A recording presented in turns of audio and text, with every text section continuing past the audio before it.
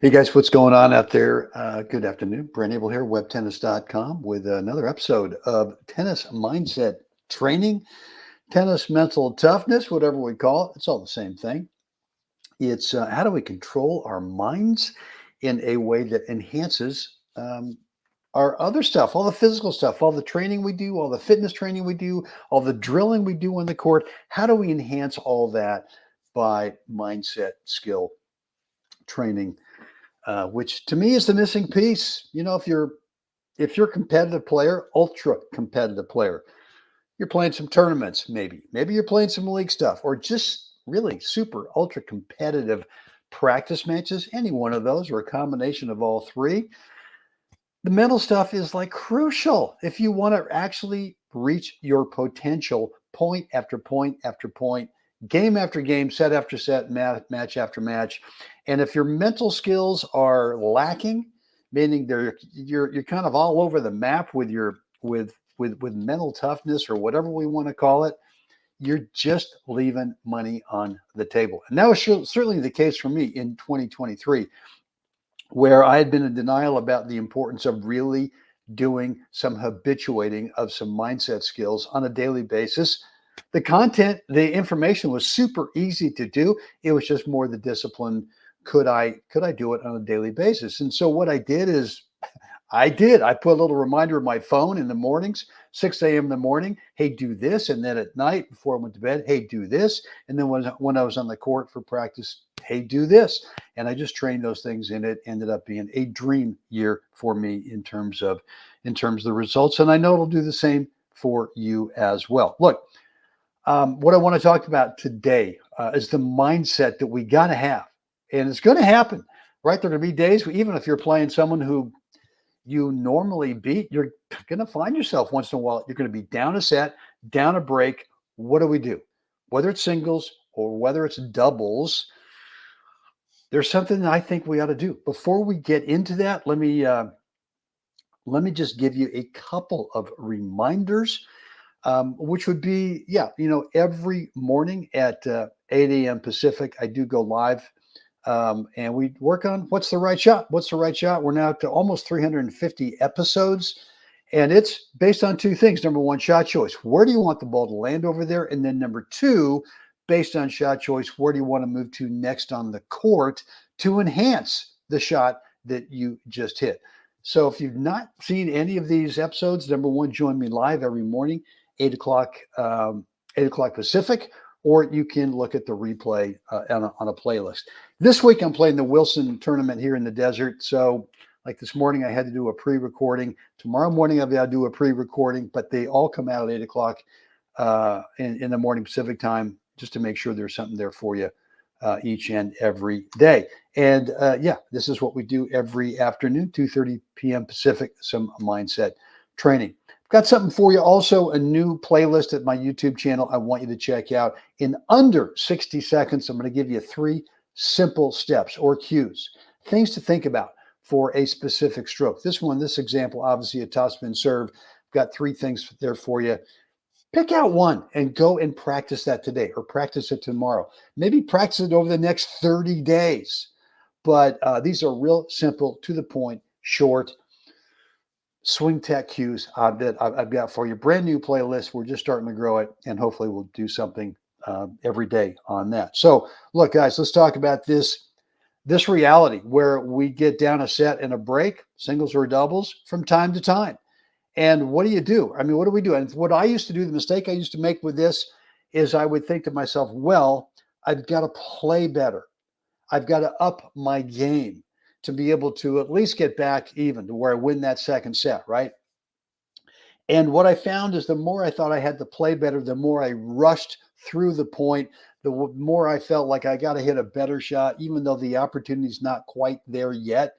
And unforced error. And then I just started handing this stuff over more and more, and that never worked. And so here's what has worked for me over the years in singles and doubles.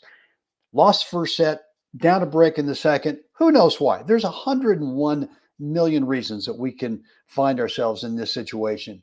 And what I found is that number one, I have to extend time. And what that means is that within the rules, I'm going to take the full 25 seconds when I'm serving. I'm going to make this guy have to extend the time for the match, that if he's going to win this thing, it's going to take longer than maybe what he hopes. Look, a guy gets up on you a set and a break. I'm telling you, most players are kind of hoping, God dang it, hope that guy over there just starts giving me a few more points, because I'm not 100% sure I can close the deal myself. So you got to put yourself in their mindset a little bit as well. They're up a set, they're up a break on you, and they're kind of hoping you continue to contribute, right, to them winning more points games in the rest of the match. And so number one is I want them to continue to think and maybe get a little stressful that this is taking longer than they want. So number one, I extend the time when I'm serving. I take within the rules of the game, 25 seconds, right? If I'm returning serve, I make sure I take my time to get over there to get ready within the rules of the game. I know we go at the server's pace, but the server can't be serving if I'm not over there ready. So maybe I go pick up a ball and take my time to give it back to him, whatever it is. But again, within the rules of the game, I'm going to try to extend that time between points. On side changes, I'm going to do the same thing. We get 90 seconds, right? We get a minute and a half. And so I'm going to take the full 90 seconds. Again, within the rules, not breaking the rules. And anyone can say, oh, you're taking too long. Well, no, I'm not. I'm looking at the watch. I know it's 90 seconds. Fine and dandy. So I'm going to extend the time between points and on side changes. And then during the point, I'm going to extend time. And the way I'm going to extend time is I'm not going to pull the trigger too early in the point, just because I'm looking for the exit, just because I'm feeling the stress. I've got to play better. I've got to hit more winners, blah, blah, blah. No, you don't. You've got to extend the time during the point. And what that means for me is, unless this guy coughs up the fattest, juiciest, easy opportunity put away for me, I'm not going to go for broke on anything. I'm just because I might have him over in a corner and he's giving me a ball where if I went up the line, I've got maybe a foot, I could thread the needle. Not going to do that. I'm going to extend the time in the points. So for me, the way I do that is I count, right? If I'm serving, I go 1 right at contact. And again, the return comes back, and conditioned upon it not being a fat, juicy opportunity. And if it is, we'll go ahead and take care of it right there. But if it's not, then whatever return comes back, I'm going to say to myself, whether it's forehand or backhand, right through contact, 2. And probably go right back up the middle. Hot, big target over the top of the net, not pushing, high quality swing, but it's going right up the middle, forcing that guy to have good footwork, get out of the way of it. Maybe he does, maybe he doesn't. Ball comes back, not a fat, juicy opportunity. Okay, right through contact, 3. And I just keep counting and counting and counting. And I don't think about what the score is. I don't think about having to win the point because I'm down a set in the break. I just count in terms of I'm going to extend the length of time of this point. And what I found, not a guarantee, but what I found is when I do that, I put myself in a much better opportunity to not only win that second set, but then to also really kind of flip the script on this guy. And maybe that's the strategy that I keep going with for the rest of the match. I don't know. But that's what works the best for me. And whether it's singles, whether it's doubles, the longer you extend the match, the time of the match, I just think you start to find ways. You start to calm down. That opponent over there starts to get a little stressful. God dang it! I was up a set in a break, and now it's 3-all in the second set. And you know how the scoring of tennis goes. I mean, how many matches do we see, especially in the tour? Someone loses the first set, they go down a break in the second, and then something just flips. And I'll bet you what flips is that player extending time, making that opponent think about, I want to get this thing done with now, because I don't trust that if we get back on even, that they can get the job done. So I hope that makes sense. Win fast, lose slow. Not sure what that means, Mark, but not for me. Not for me. There are some days I win fast, and certainly there are some days when I lose slow. But when I'm down in the match or in a set or set in a break, I'm not gonna speed things up. I'm not gonna think that the winning formula for me is to quicken things by ending the points sooner. That just has never worked for me. Maybe that works for you, fine and dandy. But I think for most players that's not the case. And maybe you meant something different with that comment there. So anyway, guys, hope that is helpful today.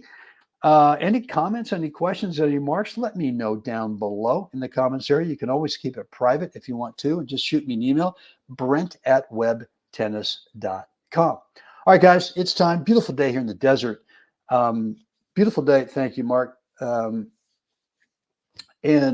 thank you, Dan. Yeah, playing the Wilson tournament. Won our first round. We actually got a bye. We're seeded 1.